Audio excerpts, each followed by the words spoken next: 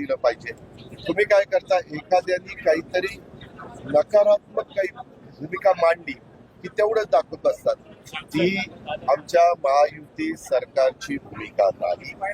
एखादा वैयक्तिक बोलला तर ताबडतोब राष्ट्रवादीचं कुणी बोललं तर त्याची नोंद मी घेत असतो. भाजपचं बोललं तर स्वतः देवेंद्रजी घेत असतात.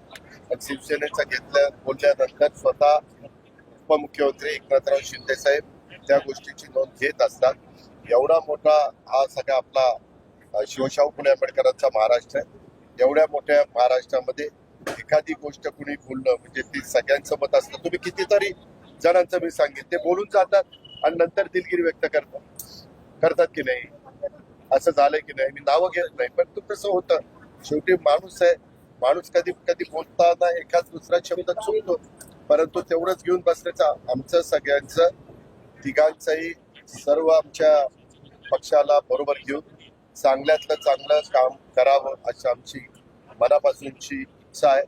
आणि एवढा भरभक्कम पाठिंबा महाराष्ट्रातल्या जनतेने आम्हाला